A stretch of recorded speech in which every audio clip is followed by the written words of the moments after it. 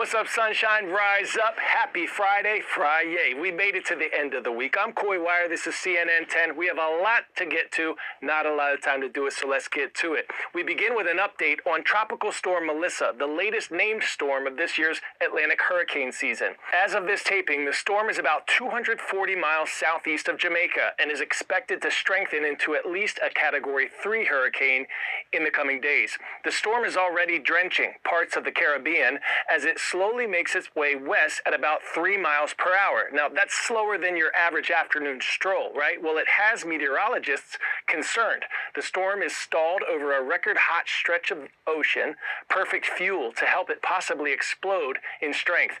And while hurricanes are powerful storms, they usually rely on other weather systems, like the jet stream, to dictate their path. When those conditions are weak or absent, you get slower-moving storms, which bring record amounts of rainfall and potentially more storm surge. That was the case in 2017, when Hurricane Harvey dumped more than 60 inches of rain in southeastern Texas, the highest rainfall total from a hurricane in U.S. history. Turning now to an update on Russia's war in Ukraine. The Trump administration has imposed new sanctions or economic penalties on Russia's two largest oil companies as the U.S. called for Russia to reach an immediate ceasefire deal. The sanctions come just one day after President Donald Trump canceled a planned face-to-face meeting with Russian President Vladimir Putin. The latest sign Trump may be losing patience with his Russian counterpart to end his war in Ukraine. I just felt it was time. These are tremendous sanctions. These are very big. Those are against their two big oil companies, and we hope that they won't be on for long. We hope that the war will be settled. The United Kingdom targeted the same two oil companies with sanctions last week, and EU leaders just voted to apply another round of secondary sanctions on Russia. I think that, of course, it's more tough sanctions on Russia.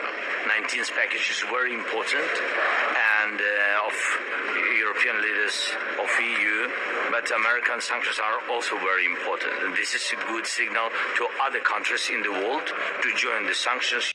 And it appears they may already be having an effect. India, one of Russia's largest energy importers, has announced they plan to cut back on imports of Russian oil. But so far, the moves do not appear to have fazed President Putin. A Russian strike hit the Ukrainian capital of Kyiv this week, and Putin oversaw also what he said were planned nuclear missile drills. Pacoya's Hot Shot, where did ballet originate? France, Italy, Austria, or Germany?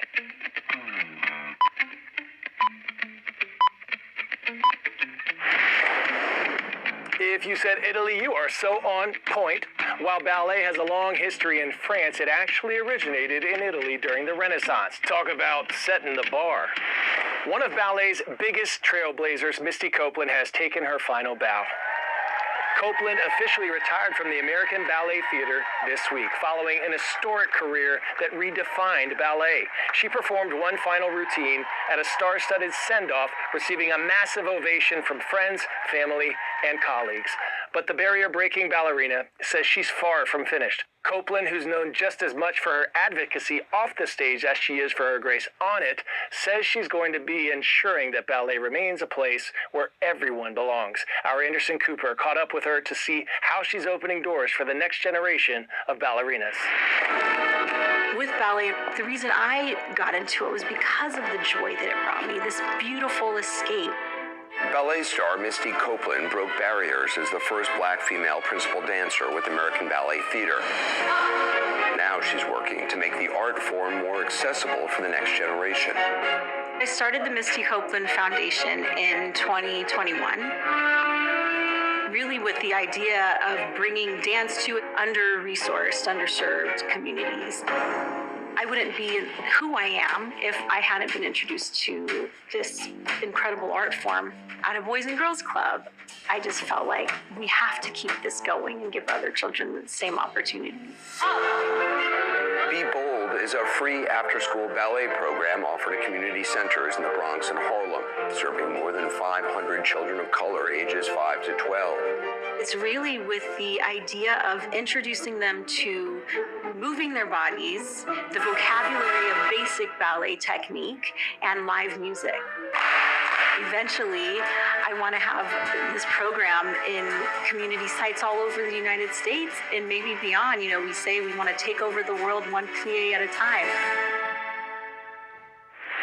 Now to Asia, where a rapidly growing demand for energy in the world's most populated region is driving some serious innovation, sometimes in the most unlikely places. That includes floating solar farms, which are being paired with hydropower to help supply energy to tens of thousands of homes. Talk about bright idea. Our Christy Lou Stout got the chance to visit one of these floating farms to see how they're helping reshape the future of clean energy. We're here to visit a solar panel farm, but not just anyone. This one floats. This is the Batang Ai Floating Solar Farm, Malaysia's largest of its kind. The 50-megawatt facility spans over 190 hectares on the Batang Ai hydropower dam.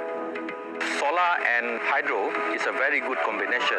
So when the sun is shining, we can keep the water behind the dam and dispatch power from the solar farm. When the sun sets, then we can use the water from the reservoir to generate power. There are 100,000 solar panels here, and Sarawak Energy says that's enough to power 20,000 households. But why go floating with solar technology? One of the benefits is that it doesn't compete with land uses on the ground. So you basically just utilize the surface area of the existing reservoir. Analysts say it's an innovative and cost-effective solution for densely populated regions such as Southeast Asia. Large-scale projects like this must also weigh their social and environmental impacts. Whether it's on a lake or land, if it is on the lake, we got to look at the aquatic life and then livelihood of the people in the community nearby. So we have to make a good assessment of that. If there's an impact, we got to offset this biodiversity impacts. According to a report by Precedence Research, the Asia-Pacific region leads the global floating solar industry with a 49% market share in 2024. Floating solar farms are being installed worldwide in Germany, Thailand, and the largest one in China. By combining solar and hydro, floating panels could be the future of clean energy in Asia, providing a reliable power source for the region, rain or shine.